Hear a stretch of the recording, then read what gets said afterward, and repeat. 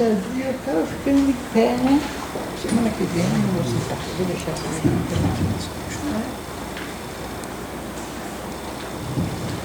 Nós estamos em Abacuque, trabalhando o livro Fé, o livro de Abacuque, sobre a temática da fé. E esse livrinho, ele é glorioso, ele é tão curtinho, mas ao mesmo tempo traz grandes impactos para as nossas vidas. Cada mensagem tem sido um desafio para nós, que a mensagem do livro de Abacuque, ela é atual, e ao mesmo tempo é uma mensagem dura aos nossos corações, é uma mensagem que mexe com a gente. E ao olharmos esse livro, nós temos percebido que é basicamente um diário de um profeta que está examinando a condição da sua nação. O reino de Judá está distante do eterno, e ele está analisando ali o seu povo. Ele está muito frustrado, o profeta está cansado, porque as pessoas, elas estão distantes de Deus, elas estão fazendo aquilo que não deveriam fazer, elas estão fazendo aquilo que elas querem e que não deveriam. Há injustiça, há violência, há carnificina, há uma desordem e todos os tipos de erro. Então Abacuque fica tão cansado, ele fica tão frustrado, que ele vai até Deus e ora: Deus, por que o mundo está assim? Por que as coisas estão desse jeito? O que o Senhor vai fazer? Ou o Senhor não vai fazer nada? Qual que é o teu plano para consertar tudo isso? Ou como você pretende executar esse plano? Então Deus responde: olha, Abacuque, é o seguinte, existe um povo, um grupo de pessoas chamado babilônios. Eles são implacáveis, eles são terríveis, eles são guerreiros mais fortes desse momento da história, e eles são extremamente impiedosos. Eles estão querendo acabar com vocês já faz um bom tempo, então agora eu vou deixar eles fazerem isso com vocês. Esse é o meu plano. Abacuque, ao ouvir essa resposta, obviamente ele não se sente bem. Não era aquilo que ele gostaria de ouvir, e ele tem mais perguntas para Deus. Surge então um outro diálogo, onde ele faz novas perguntas a Deus. Esse diálogo que a gente vai refletir hoje. Então a gente vai para o texto de Abacuque, capítulo 1, verso 12. O texto vai até o capítulo 2, do verso 20. Então, mantenha a sua Bíblia aberta, porque nós vamos ficar basicamente nesses textos, nessa noite, e nós vamos trabalhar de uma maneira expositiva, olhando como vem se desenrolando esse diálogo.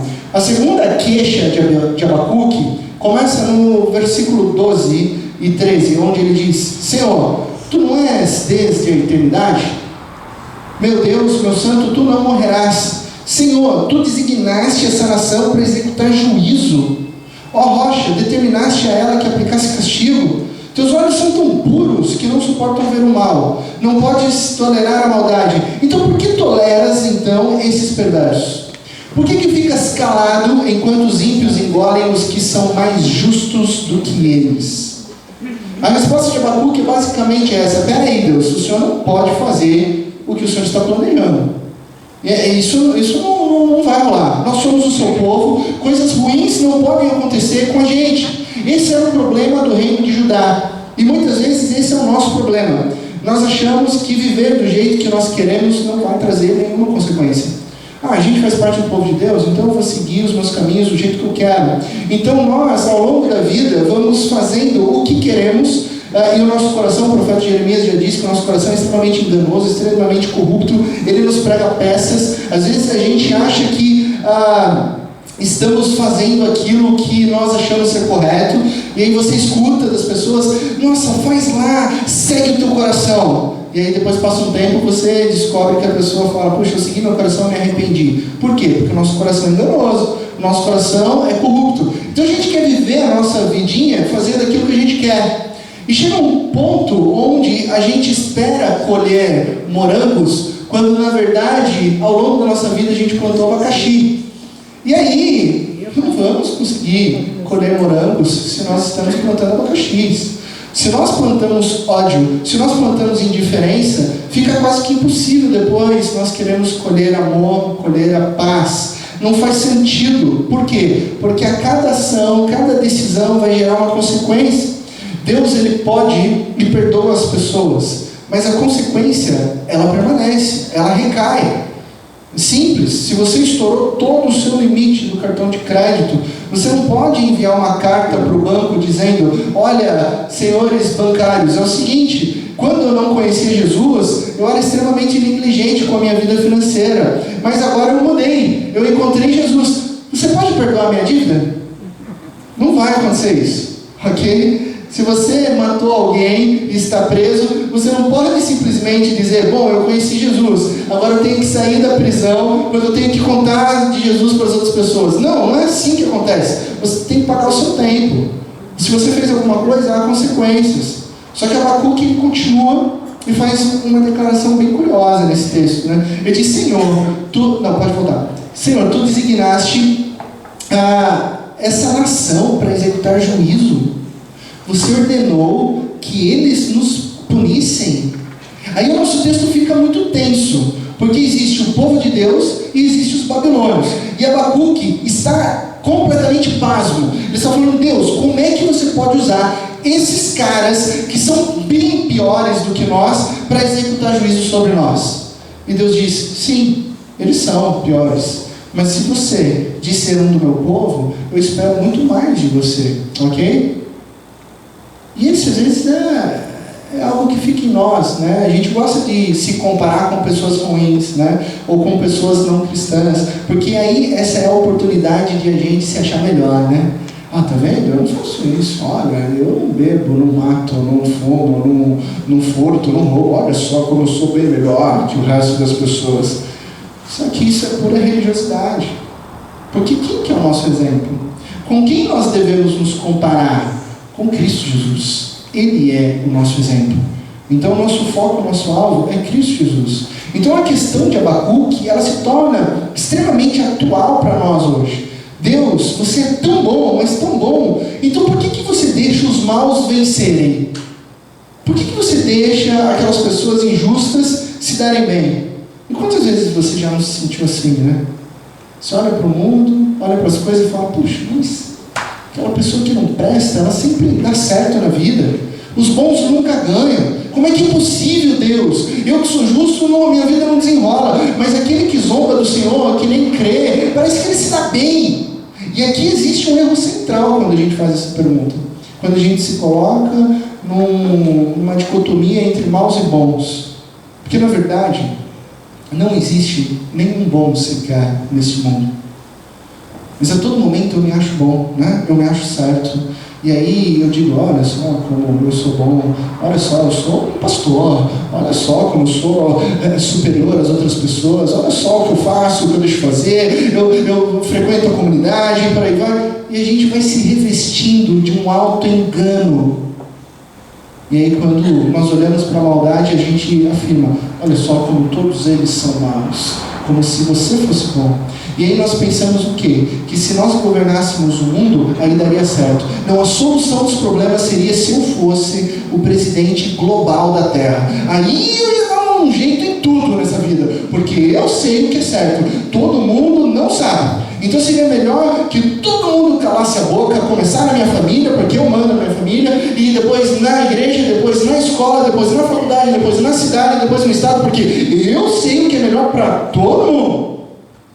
E aí a gente fica frustrado quando as pessoas colidem com a nossa soberania e não reconhecem que nós somos um mini Deus. E aí a gente fica doido quando a gente está dirigindo e de repente alguém não dá seta e vai para a direita e você fala: como assim? Ele me fechou, essa avenida é minha, eu sou o dono, onde já se viu ele não dar seta? Eu comando aqui. E você sai se xingando o cara até o final da curva, até onde ele sumir de vez na sua vista. Como assim ele não deu certo? Essa avenida é minha, é meu domínio. Então, quando alguém bate de frente com a nossa vontade, aí a gente entra naquela discussão de quem é melhor, de quem é ruim. Quando na verdade não existe bom, só existe pessoas ruins e pessoas mais ruins ainda. Aí Abacuque, ele afirma: olha só o que ele diz: tornaste os homens como peixes do mar, como animais que não são governados por ninguém. Esses ímpios puxam a todos com anzóis, apanham-nos em suas redes e nelas os arrastam.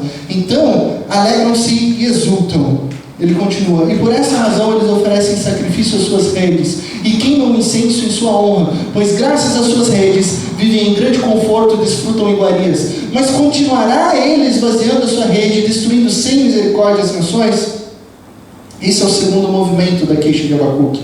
Peraí, Deus, esses babilônios vencem, eles prosperam e ainda assim eles ficam ricos? Esses opressores, eles vencem à custa dos justos? Como o Senhor pode permitir isso? O Senhor vai realmente deixar que a Babilônia nos pesque de uma maneira extremamente predatória?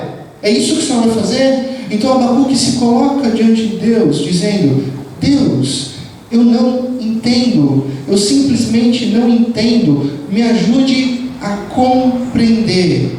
E aqui está o momento chave de uma pergunta sincera, que ela pode até se tornar uma murmuração ad infinitum, né? Uma murmuração eterna. Ou essa pergunta, ela pode se tornar no desenvolvimento e fortalecimento da fé.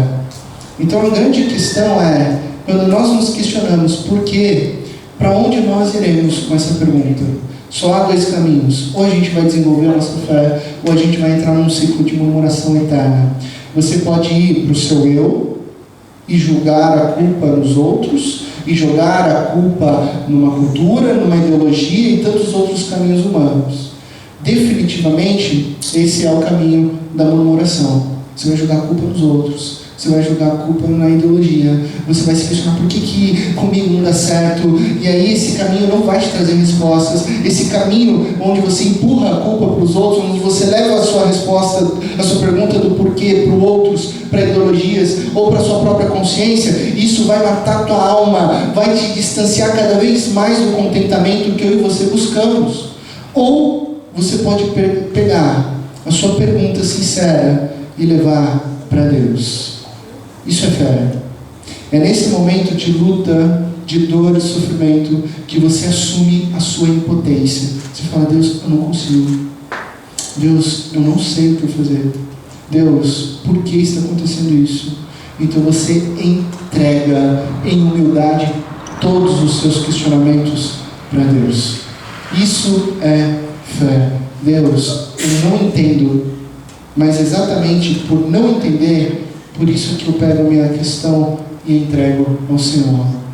Então, se você está lutando, se você está frustrado, se você tem perguntas, abra a sua Bíblia, ore, leve as suas perguntas para Deus e espere que Deus lhe dê uma resposta ao seu coração. Espere, porque Deus, Ele vai te responder. É isso que o profeta Abacuque, ele nos ensina. Ele diz o seguinte: eu ficarei no meu posto de sentinela e eu tomarei uma posição sobre essa muralha. Eu vou aguardar para ver o que o Senhor vai me dizer e que resposta eu vou ter para as minhas queixas, para as minhas dúvidas, para as minhas situações, para os meus anseios.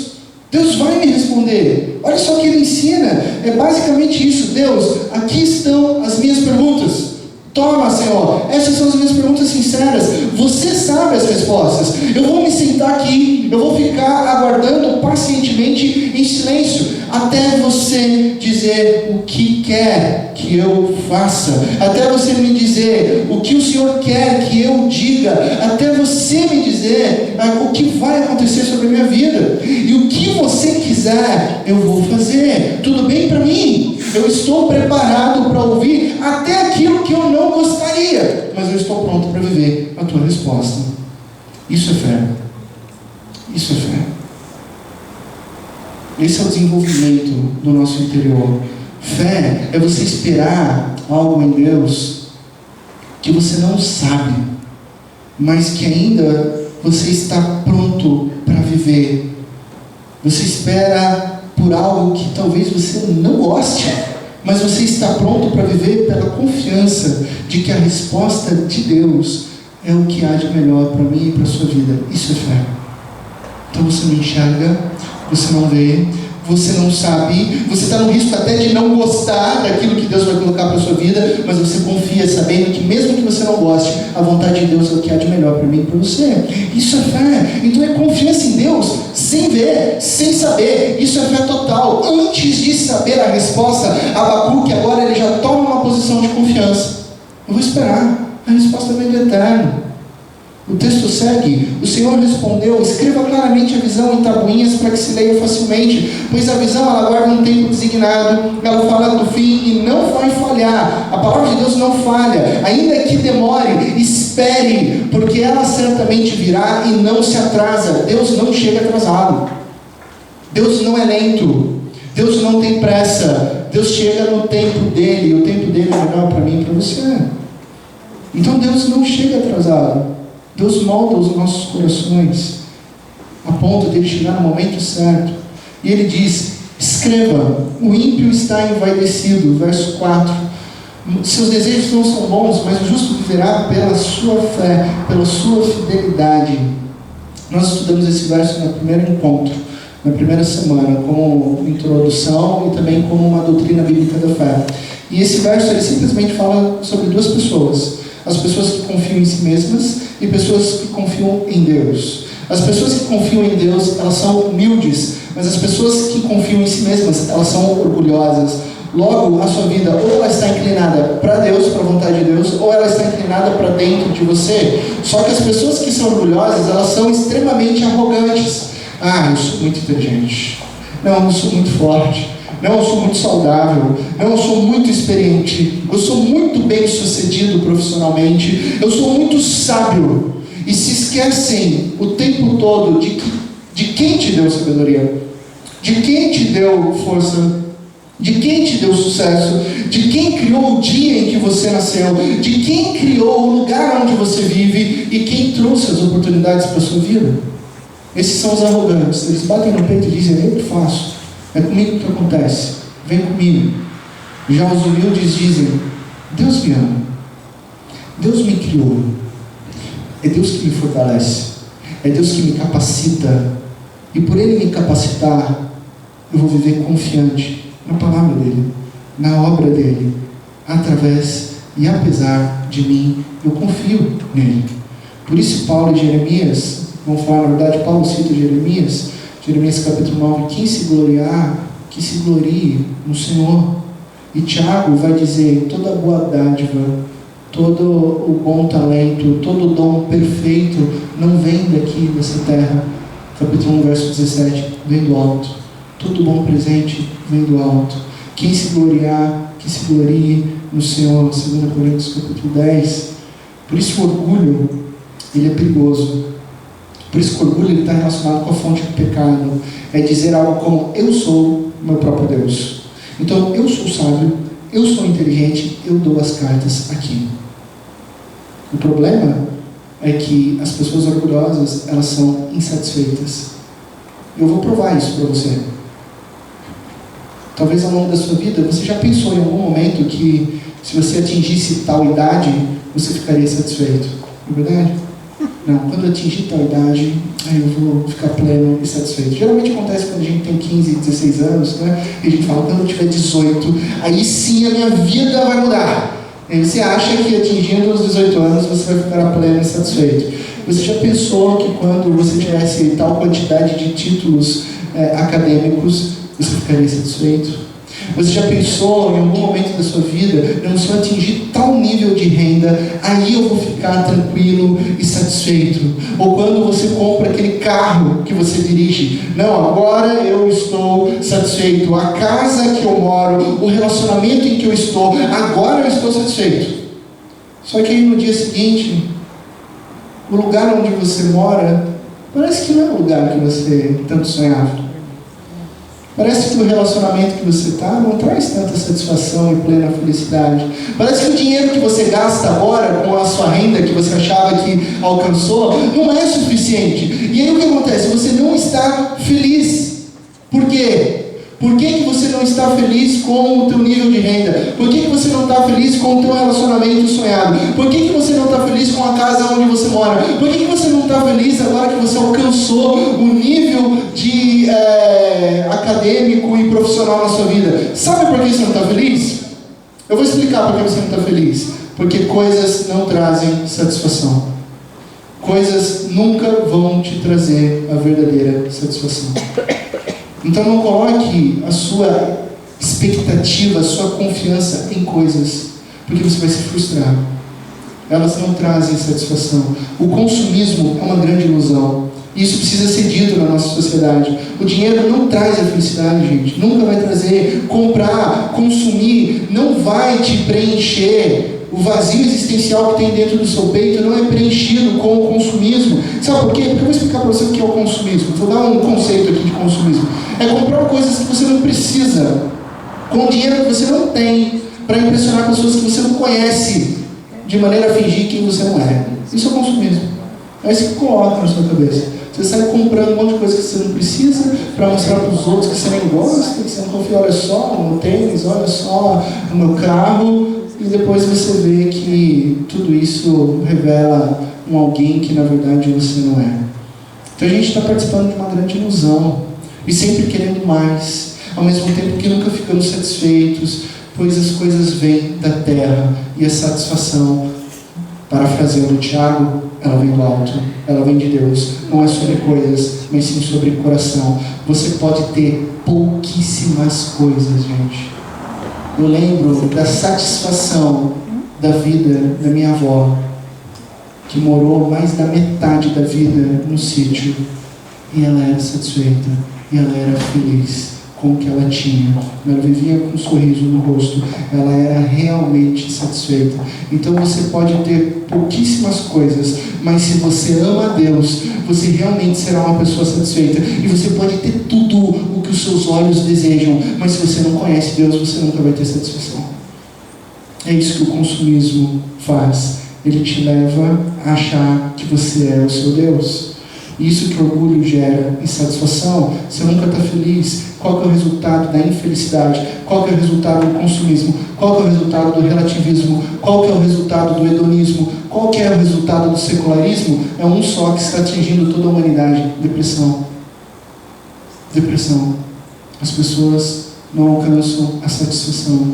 Todos nós estamos na mesma busca por felicidade, mas a felicidade não vem das coisas da terra, a felicidade vem do alto. Esse é o mundo secular, pessoas cheias de si, mas com a alma vazia. Cheias de si, com a alma vazia.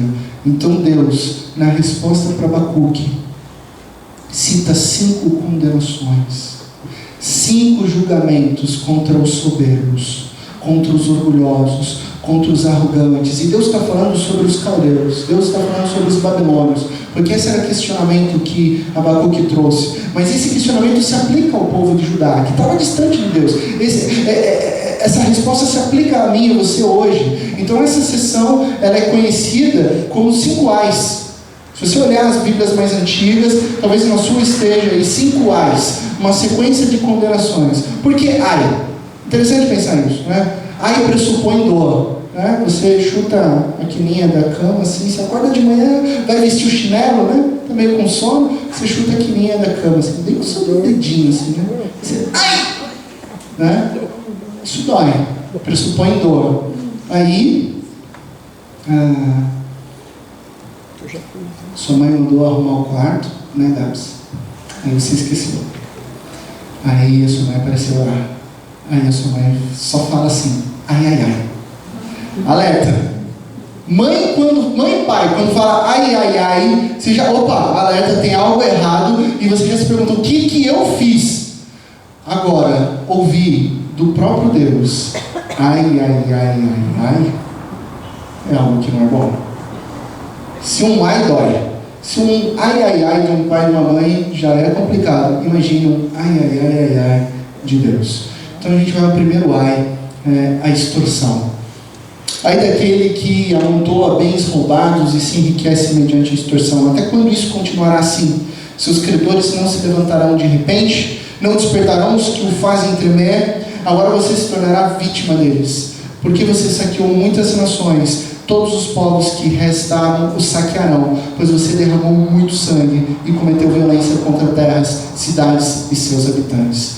Essa condenação é exatamente para pessoas ricas. E talvez você pense, mas quem são as pessoas ricas? Já parou para pensar aí? Quem são as pessoas ricas? E aí você vai precisar de uma régua de comparação. Mas vamos pegar uma régua de comparação global? Vamos nos comparar com o resto do mundo. Se nós nos compararmos com o resto do mundo, quem são as pessoas ricas? Nós somos as pessoas, nós somos os ricos. Existem mais de 100 países onde um cidadão médio nem sonha comprar o sapato que você está vestindo nessa noite. Ele nem sonha em ter uma casa como você tem e dorme todo dia. E aí você diz, puxa, minha casa não está tão legal, ela não está num lugar bacana. E de repente uma pessoa desse lugar fala, uau, você tem uma casa. Aí você diz, mas o meu carro parece que ele está dando uns problemas mecânicos. Mas você tem um carro. Não sei se você já teve a oportunidade de ir em países extremamente vulneráveis. Não sei se você já teve a oportunidade de visitar bairros periféricos, onde existem muitos aqui no Brasil com esgoto a céu aberto e por aí vai. Porque a verdade é que muitas vezes a gente sequer entendemos uma pobreza existente na nossa sociedade, no nosso país, no nosso estado, na nossa cidade. Às vezes a gente não entende. Vou dar um exemplo bem atual. Essa semana, reportagem da BBC News Brasil. Olha o título. Coloquei ali em vermelho a data, 15 de julho. Sabe qual é o título? Sem merenda, quando férias escolares significam fome no Brasil. Isso é Brasil, gente. Pano de prato vermelho adorna há dias a tampa do fogão. E não existe expectativa de que esse pano seja retirado dali em breve. Não há comida para preparar no barraco de Alessandra, de 36 anos, que mora com seus 5 filhos. O mais velho, de 9 anos, e o menor, de 16 dias. As crianças em férias escolares, elas pulam, elas correm agitadas, se escondem entre as vielas, e a Alessandra sabe que em breve chegará o momento em que elas vão pedir para almoçar. E esse é o 3º dia de férias. Então essa é a realidade do nosso país. Os dados da ONU afirmam que no Brasil 5 milhões de pessoas passam fome e continuam ignoradas e invisíveis diante de um governo insensível. Reportagem de 19 de dezembro de 2018. Recente, 5,2 milhões de pessoas passam fome no Brasil. Por desnutrição, 6 mil pessoas morrem aqui no Brasil. Morrem. Situações, o último dado diz que os idosos estão morrendo por desnutrição. Então há um esquecimento dos nossos pais, dos nossos avós, das pessoas que nós devemos honra. E claro, teve a notícia dessa última sexta-feira. Olha só o que aconteceu, gente. O nosso presidente afirmou que falar que se passa fome no Brasil é uma grande mentira. Gente, isso foi dito num vídeo, num café da manhã. Isso é triste demais, porque se o representante do nosso país diz uma frase dessa, só revela que os pobres continuam invisíveis, eles continuam excluídos socialmente. Então a gente precisa compreender a pobreza. Nós precisamos acordar que nós somos os ricos. Ou falta alguma coisa na sua geladeira? Ou falta uma coberta nessa noite de frio? Não falta para mim, não falta para você. Ah, pastor, mas é pecado ser rico? Claro que não, gente. Claro que não. A questão não é ser rico, a questão é como você administra e como você ganha o seu dinheiro. Quando você abre a Bíblia e lê ela de cabo a rabo, você vai encontrar 4 quadrantes, 4 categorias no que se refere a ricos e pobres. Nós temos os ricos e justos. Você vai encontrar muito isso no livro de Provérbios. Se você quer aprender sobre finanças, sobre ética financeira, você vai encontrar o livro de Provérbios. Os ricos e justos, pessoas que Deus abençoou, pessoas que trabalharam duro, pessoas que investiram, pessoas que tiveram a inteligência de fazer um bom investimento, que tiveram um retorno e que continuam amando o Senhor. Mas nós temos os ricos injustos, as pessoas que roubam, as pessoas que extorquem, as pessoas que cobram juros exuberantes, as pessoas que não pagam contas, saqueiam, elas agem com injustiça, elas agem com opressão. Existem pessoas pobres e justas? Claro que sim. Existem pobres justos, sim, pessoas que decidiram ser honestas. Elas não mentem, elas não roubam, mas elas continuam pobres por falta de oportunidades, continuam pobres porque o sistema é corrupto, o sistema é desigual, elas não têm acesso à educação, elas não têm acesso à formação, então elas são justas e elas trabalham 60 anos na roça. Acordam cedo, vão para os centros urbanos, acordam 4 horas da manhã, em alguns locais do grande ABC, para se dirigirem ao centro de São Paulo e varrer faculdades. Pessoas justas, dormem cedo todo dia, acordam de madrugada para trabalhar varrendo o chão. Pobres justos, mas que não conseguem sair dessa situação porque o governo, o sistema é injusto. Existe pobre injusto? Existe.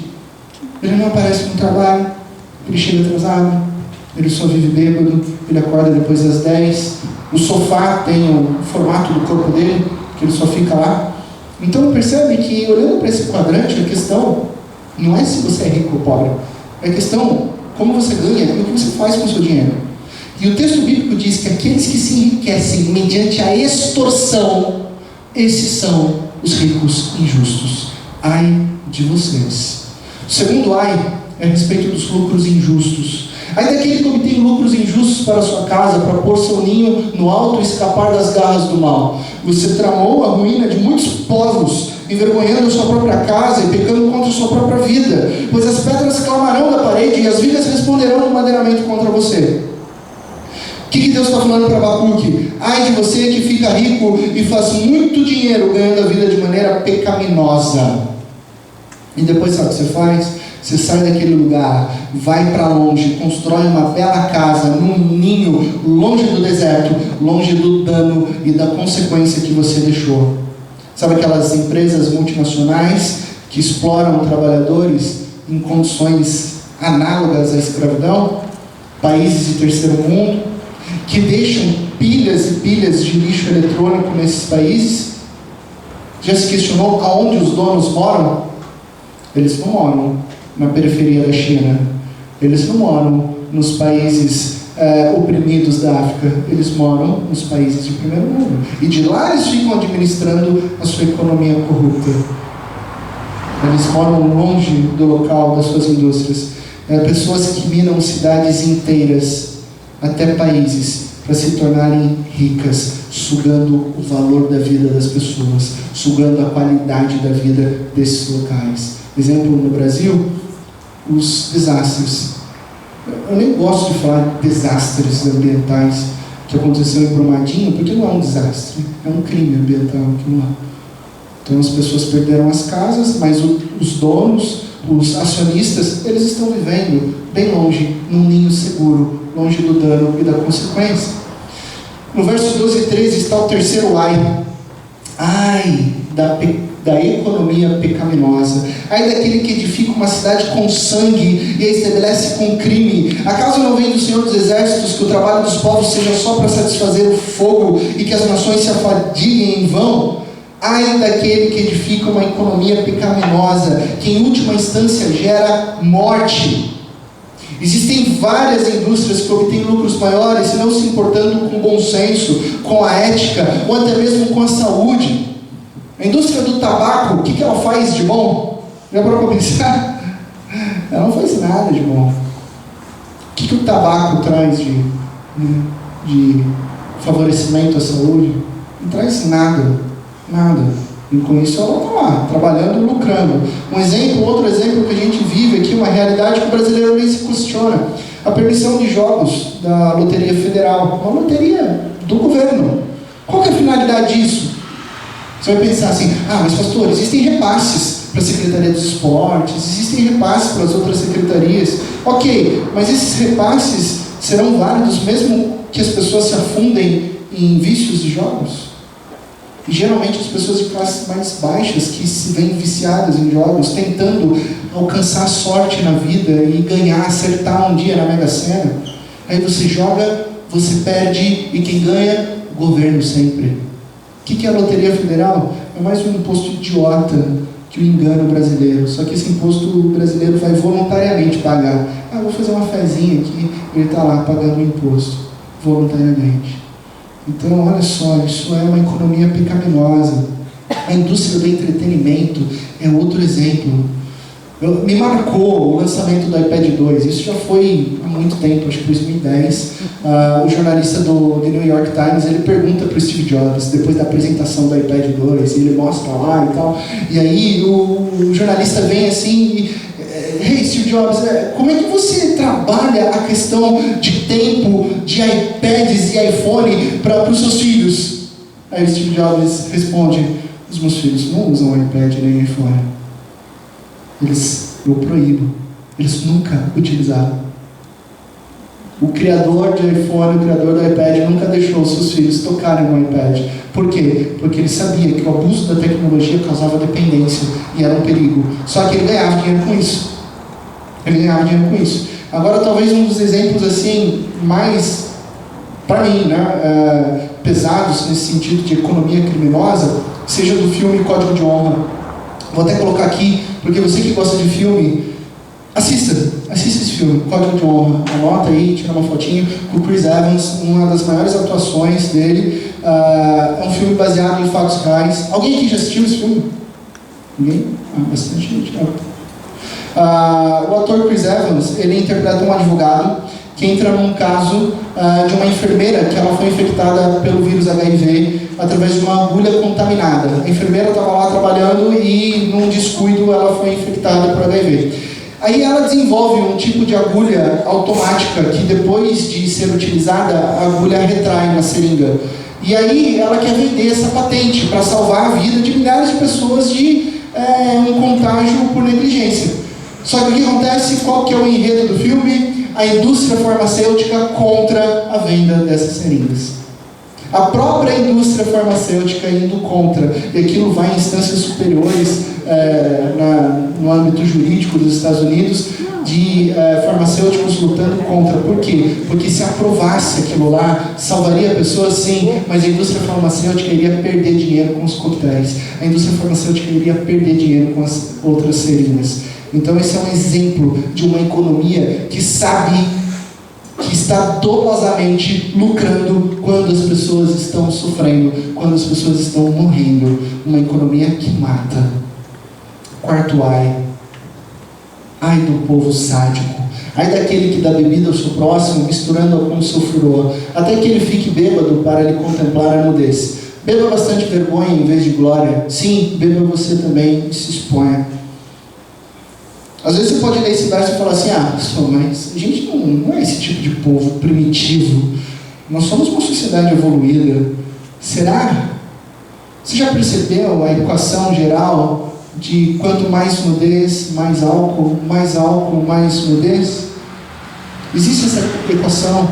Ela é real. É assim que funciona hoje, é assim que sempre funcionou. As pessoas liberam, as pessoas compram, as pessoas doam álcool para você ficar nu. Hoje é real, gente. Hoje muitas baladas funcionam assim. Qual o propósito do open bar, gente?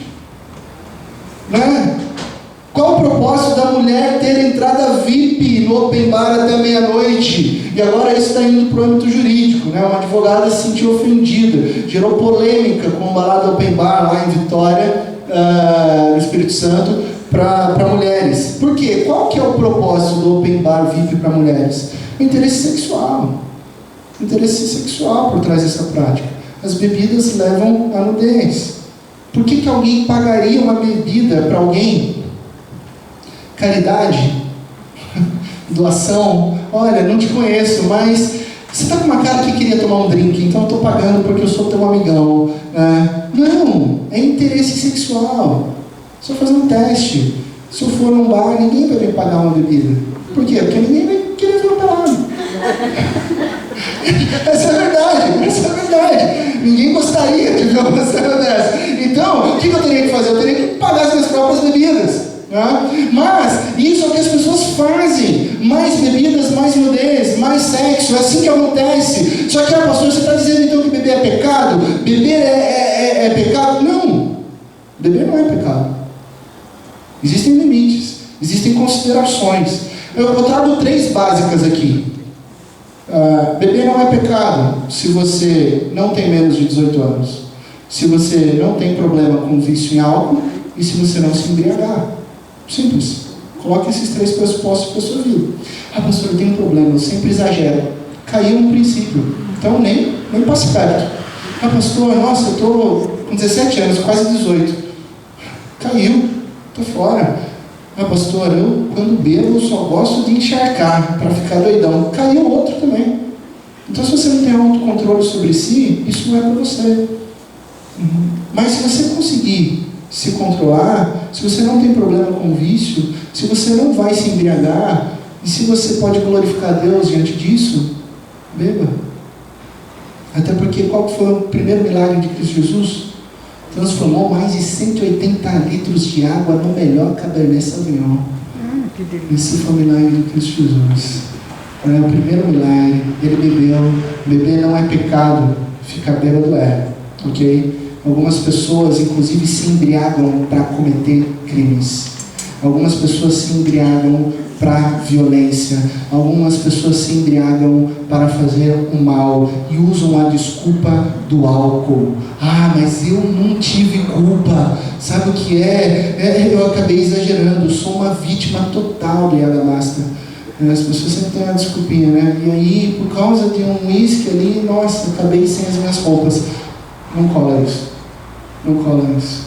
Então, esse é um ai importante. O quinto e último ai, a idolatria. Ai daquele que diz a madeira, desperte, ou a pedra sem vida, acorde. Poderá isso dar orientação? Está coberta de ouro e prata, mas não respira. Todo pecado está relacionado ao orgulho. Esse pressuposto, esse princípio eu retirei da ideia de Agostinho. A gente conversou sobre isso no primeiro encontro. Por quê? Porque Agostinho sabia que o orgulho levava à idolatria. E talvez você pense, eu não idolatro pedras, eu não idolatro madeiras. Mas e quanto aos seus animais de estimação? E quanto ao seu dinheiro? E quanto à sua dieta? E quanto às suas amizades? E quanto ao seu trabalho?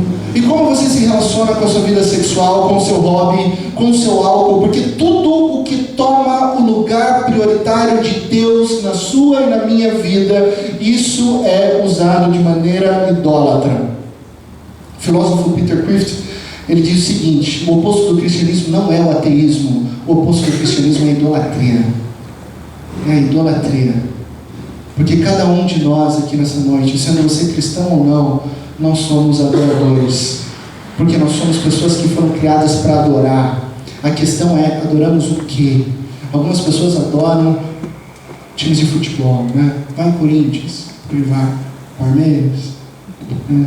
Outros vão adorar bandas de rock, artistas famosos. Outros vão adorar o seu hobby, os seus títulos. Esse é o meu currículo Lattes. Olha só como eu produzo. Outros vão adorar relacionamentos. O que está em primeiro lugar é esse meu relacionamento. A questão é, você tem adorado a Deus ou você tem adorado a falsos ídolos? Porque Jesus diz algo extremamente importante: aonde estiver o seu tesouro, aí vai estar o teu coração.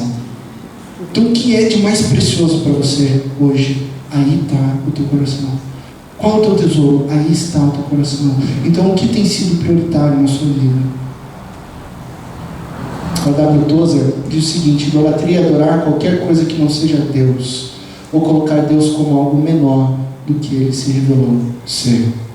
O que significa que você pode ainda acreditar em Deus, mas talvez você tenha diminuído o espaço de Deus na sua vida. Eu acredito em Deus, mas aqui Ele não governa. E aí você vai transformando Deus numa espécie de fada do céu, onde você, um gênio da lâmpada, onde você busca Ele só quando você precisa. Isso acaba se tornando uma idolatria. Aí você lê o texto de Abacuque e fala: bobagem isso, pastor, eu não faço isso. Eu não tenho um ídolo de madeira em casa, eu não tenho uma pedra em casa. Mas o que você faz? Você chega correndo para sua casa e liga a sua TV. E aí você chega no seu quarto e você começa a homenagear, você começa a adorar a sua TV diariamente. E você até dizima para ela, né? Já parou para pensar nisso? Você dizima para a sua TV, dando R$ 45,90 por mês para manter a Netflix ali.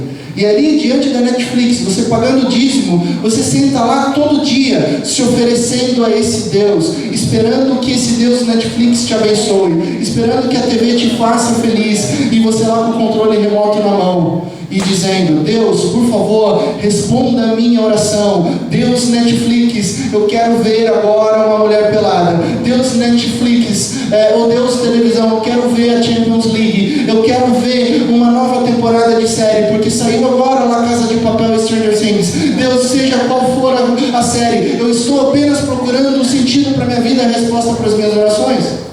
Obrigado, Deus Netflix, pelos canais suficientes para que eu possa me sentar aqui em total devoção às suas séries.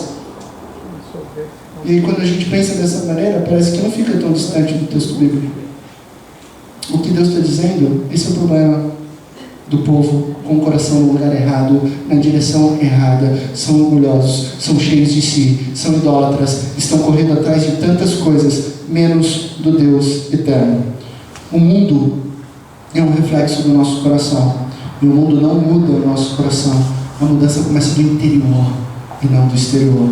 Só Deus pode transformar individualmente cada um de nós de dentro para fora. E Ele faz isso nos salvando do pecado, da morte, da loucura. E Ele nos faz novas pessoas. Através de Cristo Jesus, que veio a esse mundo e morreu no meu e no seu lugar, pelos nossos pecados passados, presentes e futuros. Então não interessa como você chega aqui nessa noite, interessa o fato que Deus te trouxe aqui nessa noite, para você ouvir dele, que Ele pode te fazer novo a partir dessa noite, porque Ele morreu por você, Ele ressuscitou no terceiro dia, para te fazer novo diante dele. E eu quero caminhar para o final dizendo esse verso de Abacuque 2,14: e a terra se encherá do conhecimento da glória do Senhor, como as águas enchem o mar. No meio desses ais, esse é o desejo de Deus para mim e para você, que todas as pessoas saibam de sua glória, que todas as pessoas conheçam o seu poder, que isso não deve ser feito de outra maneira, a não ser através do nosso testemunho. Deus quer nos usar, porque existe uma igreja enorme aqui em Indaiatuba, e Deus está nos enviando para procurar essa igreja, que ainda não sabe que ela é igreja. Então Ele tem a intenção de que o seu nome saia pela cidade, e que as pessoas o amem e tenham os seus pecados perdoados. O desafio de hoje, sobre esse texto bíblico, é entender que não é sobre nós, não é sobre mim, não é sobre você, é sobre Deus. E até aceitarmos isso, que é sobre Deus, a gente nunca vai ser feliz, a gente nunca vai ser satisfeito, porque nós estamos adorando nós mesmos. A gente tem que sair desse ciclo de autoadoração e autoengano para conhecermos a Deus e sermos satisfeitos nele. É tudo sobre o reino de Deus. E aí voltamos para o questionamento principal de Abacuque: mas Deus, a minha vida está um caos, eu não consigo entender, eu não consigo confiar, eu não sei para onde ir, o que fazer, para onde ir, o que eu vou fazer? O Senhor está em seu santo templo, cale-se diante dele toda a terra. É assim que Deus termina a sua resposta. O Senhor, porém, está em seu santo templo, cale-se diante dele toda a terra, fique em silêncio toda a terra. Essa é a resposta de Deus para mim e para você. Talvez você esteja cheio de perguntas e já jogou tudo para Deus. Agora Ele te chama para uma temporada de silêncio. Ele diz para mim e para você: confie em mim. Chega de falar. Não se desespere. Pare de murmurar. Eu tenho um plano. Eu já lhe disse no verso 4 que o justo vai viver pela fé. Então, é o que ele diz para Abacuque. O texto hebraico original vai dizer exatamente isso. Pare de falar, cale a boca e confie. Para de falar, cale a boca e confie em mim. Você não precisa de mais informações, você precisa de fé. Você não precisa saber mais. Você precisa confiar naquilo que você já sabe, naquilo que Ele já te disse, que você vai viver pela fé. Feche os teus olhos nesse momento.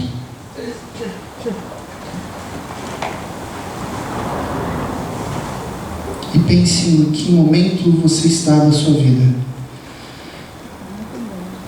Diante dessa mensagem que é dura, dessa mensagem que nos incomoda,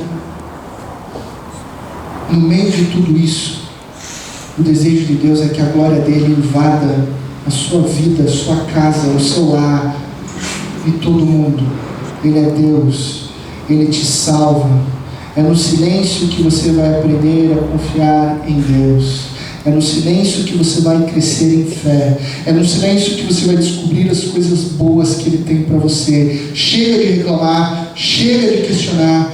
É hora de você ficar em silêncio e compreender que a mudança ocorre de dentro para fora. Acontece através de Cristo Jesus em nós. Nessa noite Ele diz: não se desespere. Chega. Confie em mim e entenda que a minha glória encherá toda a terra. É hora de você confiar, mesmo quando lhe falta confiança.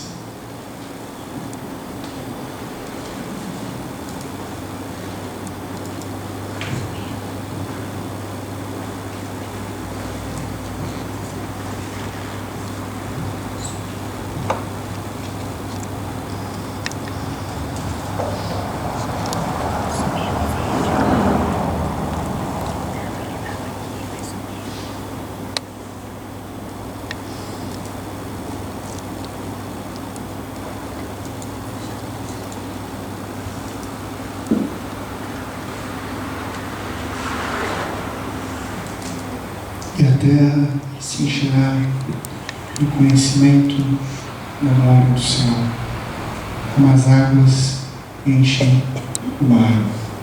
O Senhor está presente aqui. Diante dele, fique em silêncio toda a terra. Faça dessa canção a sua oração nessa noite.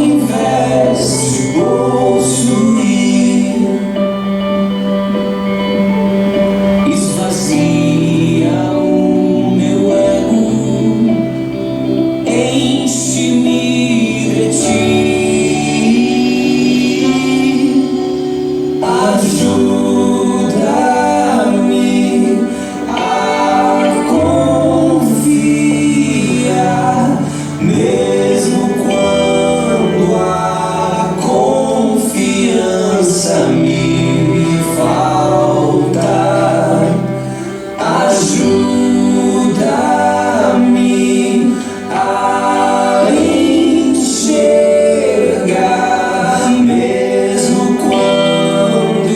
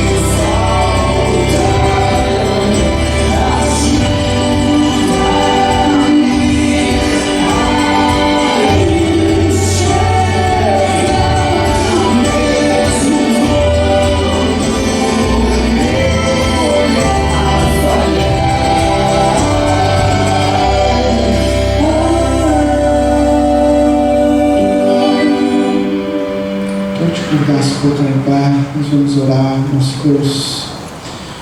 Se você precisa de ajuda para confiar, eu quero orar por você. Se você está cansado, frustrado com o que você está vivendo, eu quero orar por você. Esse é o momento de você colocar sua confiança não nas suas próprias mãos, mas nas mãos do Eterno, sabendo que não importam as circunstâncias, o justo vai viver pela fidelidade de Deus. Pai de amor, nós estamos aqui diante do Senhor, diante da Tua presença, Pai. E em meio às circunstâncias da nossa vida, em meio a um sistema corrupto e desconectado do Senhor, a gente quer colocar as nossas vidas, as nossas famílias, o nosso centro governante, o nosso coração nas Tuas mãos, Pai. Confessamos que diante do Senhor que muitas vezes nos falta fé. Confessamos diante do Senhor que muitas vezes nos falta confiança e por isso nós pedimos, Pai, nos ajuda a confiar mesmo quando nos falta confiança. Nos ajuda a crer quando nós não conseguimos sequer sonhar com um final diferente do que nós estamos vivendo. Nos ajuda a termos expectativas não em nós, mas em Cristo Jesus, no Teu poder, na presença do Teu Santo Espírito, Pai. E que assim a gente pare de reclamar, que a gente pare de entrar num ciclo de auto-engano, de autossatisfação, e que a gente coloque a nossa fé, a nossa confiança no Senhor, e assim a gente seja plenamente satisfeito em Ti, Pai. Essa é a nossa oração, que a gente possa ter momentos de silêncio diante da Tua presença, onde a gente não vai falar nada, onde a gente vai se manter firmes, esperando que a resposta certa, ela vem do Senhor, e ela não chega atrasada, ela não demora, ela vem no Teu tempo, que é o melhor tempo para nós. Nos ajuda a sermos pacientes, nos ajuda a sermos confiantes, nos ajuda a olharmos para a Tua glória e não para nós mesmos. E assim a gente possa viver a alegria.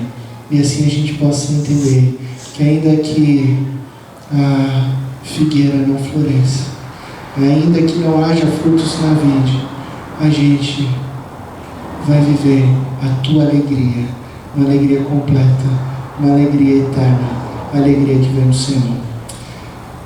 Nos abençoa, Pai, nos guia e nos dirige por bem da Tua vontade. E agora, irmãos e irmãs, ide em paz, e que a maravilhosa graça de nosso Senhor e Salvador Cristo Jesus, que o amor incalculável e eterno de nosso Deus, de nosso eterno Pai, que as consolações, que a presença e o poder do Santo Espírito de Deus estejam sobre todos vocês, não somente nessa noite, mas para todos sempre. Amém. Amém. Meus irmãos, antes de